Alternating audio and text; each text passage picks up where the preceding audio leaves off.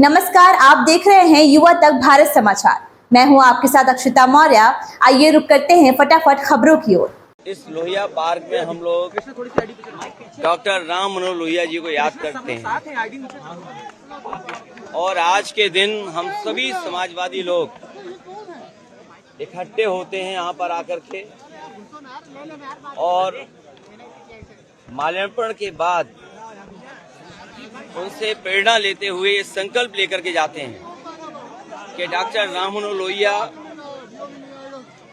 लोकनायक जयप्रकाश नारायण जी और नेताजी और बड़ी संख्या में समाजवादी नेताओं ने जो सपना देखा था कि भारत समाजवादी देश बने, समाजवादी व्यवस्था से देश चले, डॉक्टर राम मनोहर लोहिया जी के संकल्पों के, उनके आदर्शों पे, उनकी बताई हुई नीतियों पे, जिन्होंने ये सपना देखा था कि हर तरह का भेदभाव खत्म हो समाज के अंदर, चाहे जाति को लेकर के भेदभाव हो,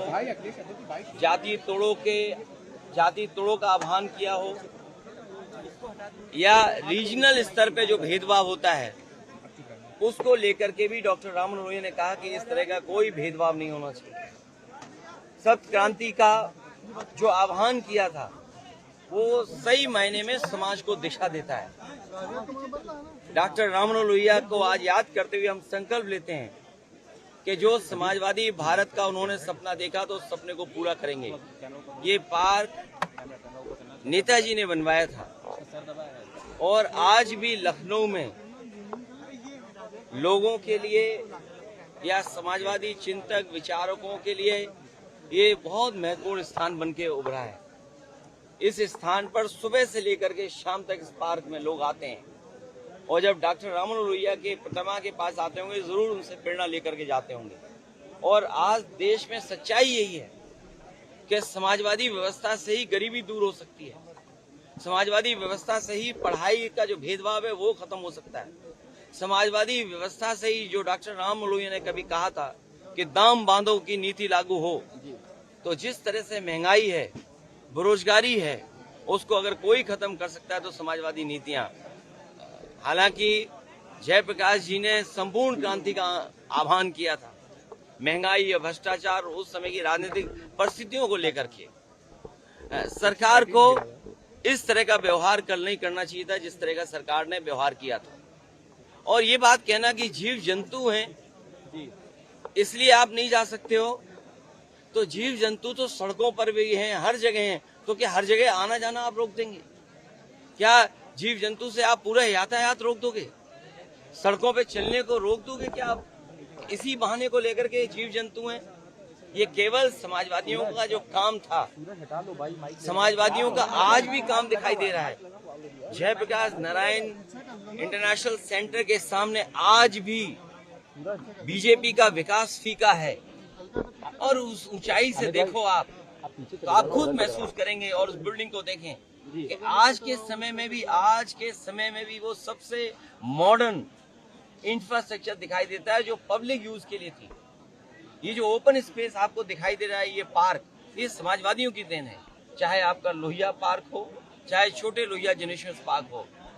अब तो ये सरकार रख रखाव भी नहीं कर पा रही है, तो सोचिए वो महापुरुषों का सम्मान क्या करेगी। आपको चेन्नई में आपको क्यों रोक, मतलब मोटिव क्या हो सकता है गवर्नमेंट का कि आपको जेपी पे जाने रोक दिया, यहाँ पे आप आ गए वहाँ रोक दिया? देखिए, इसका जवाब तो वही लोग दे सकते हैं। अगर वो जीव जंतु की बात है तो जीव जंतु यहाँ ज्यादा होंगे जंगल है, क्योंकि यहाँ हरियाली है, पार्क है, पेड़ पौधे हैं, हो सकता है जीव जंतु यहाँ हो।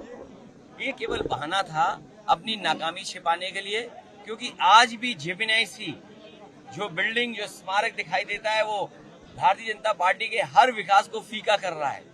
तो उन्हें लगता है कि ये विकास जो है वो उनकी आंखों में चुभता है, उन्हें बुरा लगता है।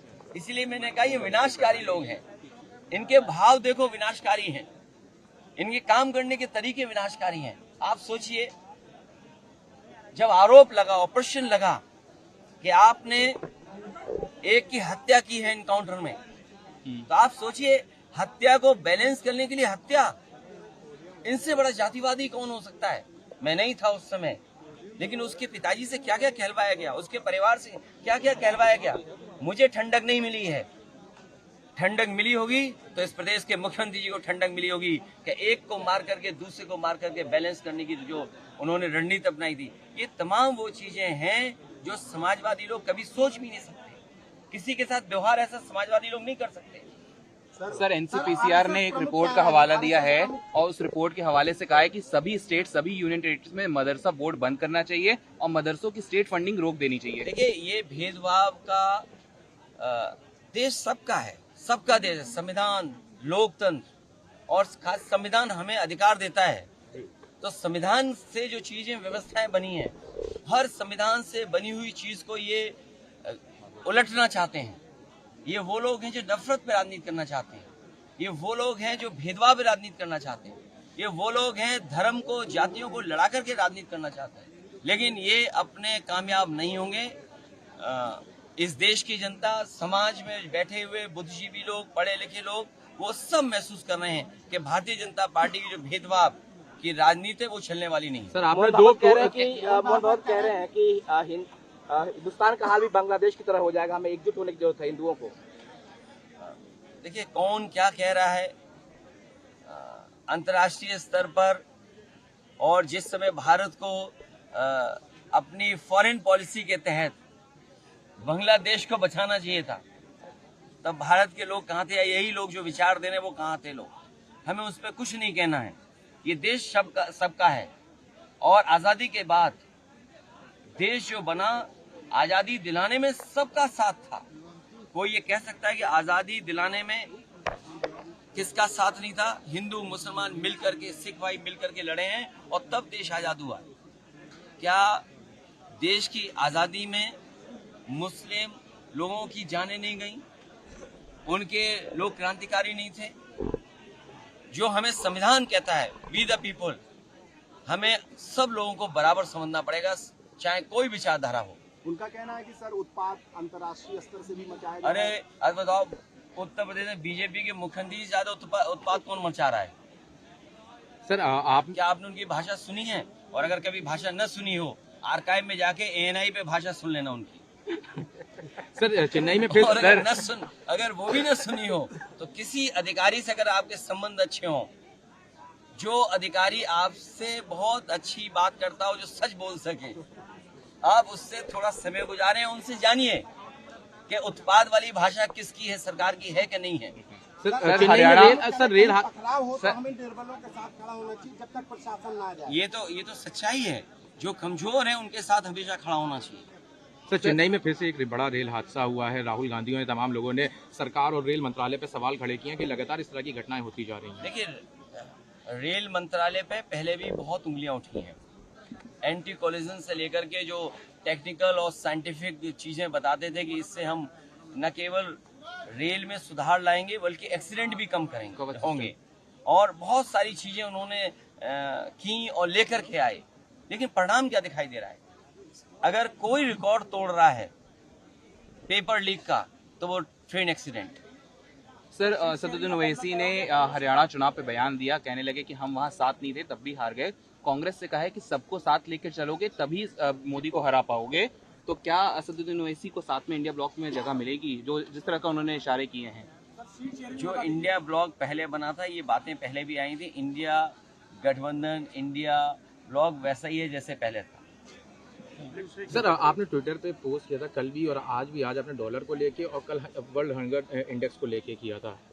देखिए, जब सरकार ये कह रही कि $5 ट्रिलियन की इकोनॉमी है और दुनिया में हम आगे बढ़ रहे हैं, हमारी अर्थव्यवस्था आगे बढ़ रही है, अगर हमारी अर्थव्यवस्था आगे बढ़ रही है तो आखिरकार हंगर इंडेक्स पे हम कहाँ खड़े हैं?